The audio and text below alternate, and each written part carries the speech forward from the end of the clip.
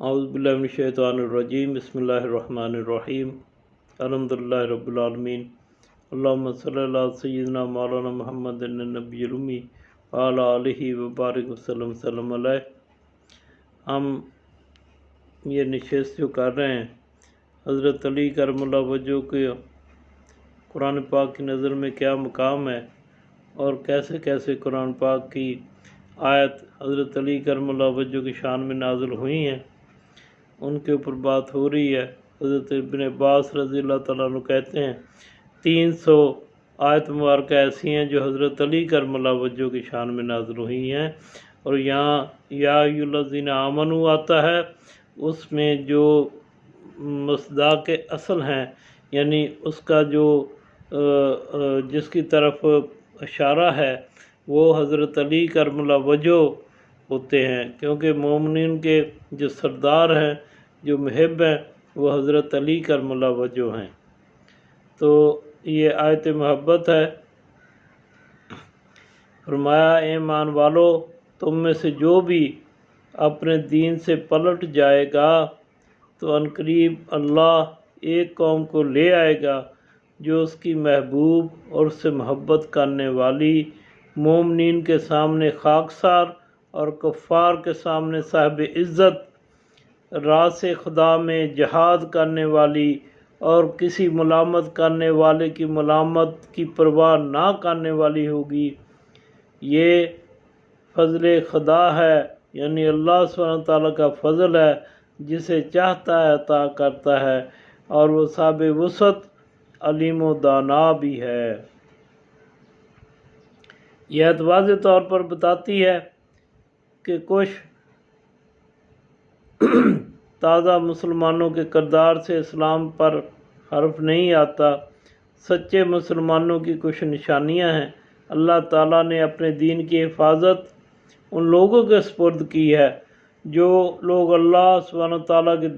کو دوست رکھتے ہیں، اور اللہ تعالیٰ سبحانہ تعالیٰ ان کو دوست رکھتا ہے۔ وہ صفات جو آیت میں بیان ہوئی ہیں، ان کا ایک شخص یا کچھ افراد میں جمع ہونا اللہ تعالیٰ کے خاص لطف و کرم کے بغیر ممکن نہیں۔ ہر کوئی اس مقام کا حقدار نہیں ہو سکتا۔ اس آیت کا مفہوم بھی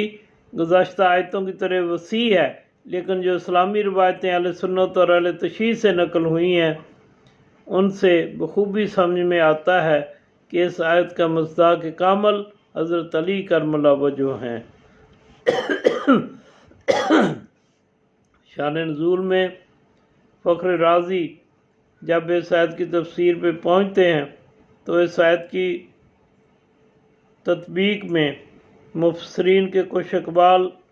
نقل کرتے ہیں، اور بحث کے آخر میں لکھتے ہیں یہ آیت حضرت علی کرم اللہ وجہ کی شان میں نازل ہوئی ہے۔ پھر اس آیت کے حضرت علی کرم اللہ وجہ کی شان میں نازل ہونے کی 2 دلیلیں بیان کرتے ہیں۔ خلاصہ یہ ہے کہ جنگ خیبر میں حضور پاک صلی اللہ علیہ وسلم نے ارشاد فرمایا اور حضرت علی کرم اللہ وجہ کے ہاتھ میں پرچم دیا،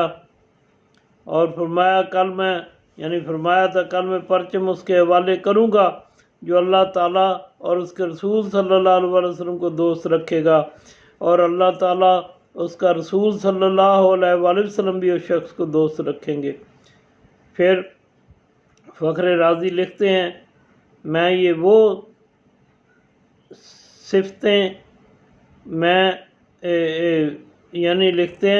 صفتیں ہیں جو اس آیت میں بیان ہوئی ہیں، یعنی اللہ تعالیٰ اور اللہ کے رسول صلی اللہ علیہ وسلم سے محبت کرتے ہیں، اور وہ بھی اللہ کے رسول صلی اللہ علیہ وسلم سے محبت کرتا ہے۔ دوسری دلیل آیت ولایت ہے کہ جس میں جو حضرت علی کرم اللہ وجہ کی شان میں نازل ہوئی ہے، ضروری ہے کہ اس آیت کو بھی حضرت علی کرم اللہ وجہ کی شان میں شمار کریں۔ آیت مسئولون، یعنی اور ذرا ان کو ٹھہراؤ کہ ابھی ان سے کچھ سوال کیا جائے گا۔ وقفہم انہم مسئولون، ان کو بھی روکو، ان سے بھی روکو، ان سے کو سوال کیا جائے گا۔ قرآن پاک کی آیت ہے۔ بہت ساری روایتوں میں آیا ہے کہ اس سوال سے مراد حضرت علی کرم اللہ وجہ کی ولایت کا سوال ہے۔ اہل سنت علماء میں بہت سارے بزرگ علماء اس سوال سے مراد حضرت علی کرم اللہ وجہ کی ولایت کا سوال سمجھتے ہیں۔ ان میں سے ایک حاکم جسکانی ہے جو شواہد التنزیل میں اور ابو سعید خدری سے 2 سندوں کے ساتھ نقل کرتے ہیں کہ رسول اکرم صلی اللہ علیہ وسلم نے اس آیت کی تفسیر میں فرمایا، اس سوال سے مراد حضرت علی کرم اللہ وجہ کی ولایت کا سوال ہے۔ حاکم جسکانی دوسری حدیث میں سعید ابن جبیر سے اور ابن عباس رضی اللہ تعالیٰ سے نقل کرتے ہیں کہ رسول اکرم صلی اللہ علیہ وآلہ وسلم نے فرمایا، جب قیامت کا دن ہوگا میں اور حضرت علی کرم اللہ وجہ پل صراط پہ کھڑے ہوں گے، جو بھی ہمارے پاس سے گزرے گا ہم حضرت علی کرم اللہ وجہ کی ولایت کے بارے میں اس سے سوال کریں گے۔ جس کے پاس حضرت علی کرم اللہ وجہ کی ولایت ہوگی وہ پل صراط سے گزر جائے گا، جس کے پاس حضرت علی کرم اللہ وجہ کی ولایت نہ ہوگی ہم اسے جہنم میں پھینک دیں گے۔ اس آیت میں بھی یہی مراد ہے۔ مزے کی بات یہ ہے کہ آلوسی جو بغض اہل بیت میں مشہور ہے اور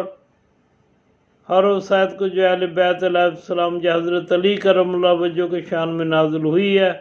اس کو موڑنے توڑنے کی کوشش کرتا ہے، وہ بھی اس آیت ذیل میں آ کر یہ کہنے پر مجبور ہو جاتا ہے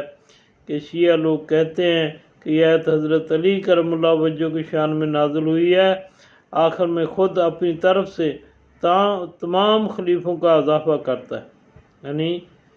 سارے خلیفوں نے اس کے اوپر یہ سند ہے کہ یہ حضرت علی کرم اللہ وجہ کی شان میں یہ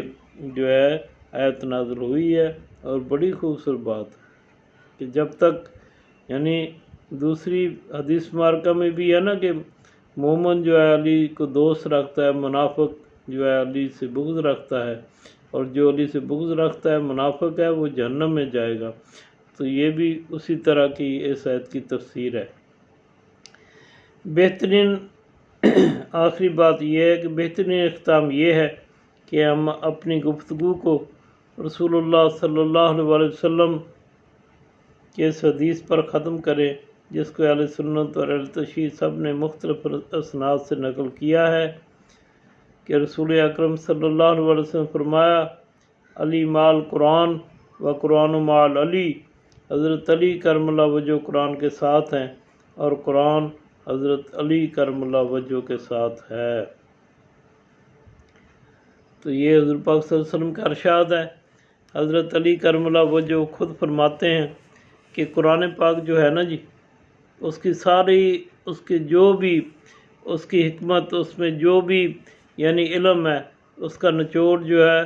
سورہ فاتحہ میں ہے، اور سورہ فاتحہ کا نچوڑ بسم اللہ الرحمن الرحیم میں ہے، اور بسم اللہ الرحمن الرحیم کا سارا نچوڑ اس کی شروع والی بے میں ہے، اور بسم اللہ کی بے جو ہے اس میں ہے۔ پھر فرمایا بے کا سارا نچوڑ جو ہے بے کے نقطے میں ہے، پھر فرمایا وہ نقطہ میں ہوں، یعنی حضرت علی کرم اللہ وجہ ایک ظاہری صورت میں قرآن پاک ہیں اور سارے قرآن پاک کی حکمتوں کو سمجھنے والے ہیں۔ اللہ تعالیٰ نے انہیں اتنا علم دیا، حضور پاک صلی اللہ علیہ وسلم فرمایا جب حکمت تقسیم ہوئی اس کے 10 حصے تھے،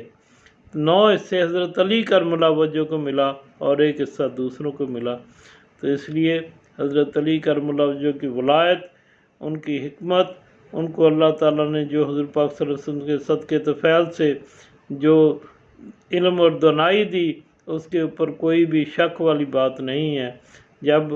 حضور پاک صلی اللہ علیہ وسلم نے یمن میں ان کو یعنی قاضی القضاء بنا کر بھیجا تو حضرت علی کرم اللہ وجہ کے سینے پہ ہاتھ رکھ کر اللہ سبحانہ تعالیٰ سے عرض کی، یا اللہ اس کے سینے کو یعنی تو پختگی عطا فرما، اور اس کے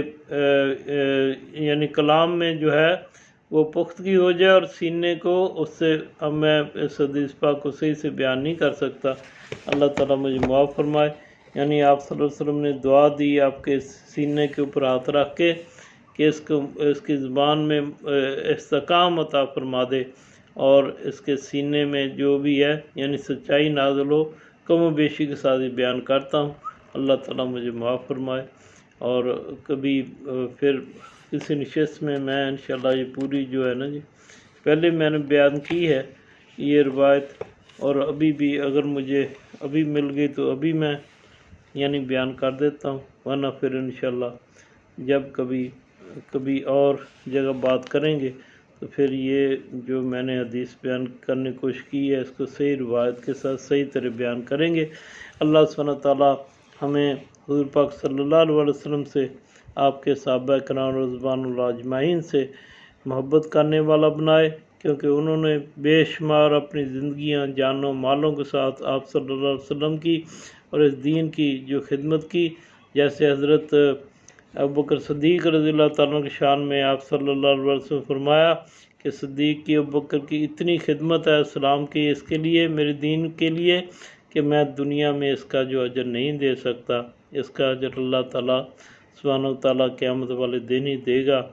تو اسی طرح ہم صحابہ کرام رضوان اللہ اجمعین کی عزت و توقیر کرتے ہیں، لیکن حضرت علی کرم اللہ وجہ کی شان ہے، وہ شان اپنی ہے، اس کی شان کا بھی ہم تذکرہ کرتے ہیں، اس کو بھی اپنے دلوں میں اس کو یقین کے ساتھ اپنے ساتھ بٹھاتے ہیں کہ ہمیں اللہ سبحانہ تعالیٰ حضرت علی کرم اللہ وجہ اور اہل بیت طہار کی محبت عطا فرمائے، ان کے چاہنے والوں میں دنیا اور آخرت میں ہمارا خاتمہ فرمائے، اور قیامت والے دن جب حضرت علی کرم اللہ وجہ حضور پاک صلی اللہ علیہ وسلم کے ساتھ پل صراط پہ حضور پاک صلی اللہ علیہ وسلم حضرت علی کی ولایت کا سوال کریں گے تو ہمیں بھی اس میں حضرت علی کرم اللہ وجہ کی جو ولایت ہے اس کا اقرار کرنے والوں میں بنائے۔ وما علینا الا البلاغ۔ السلام علیکم ورحمۃ اللہ وبرکاتہ۔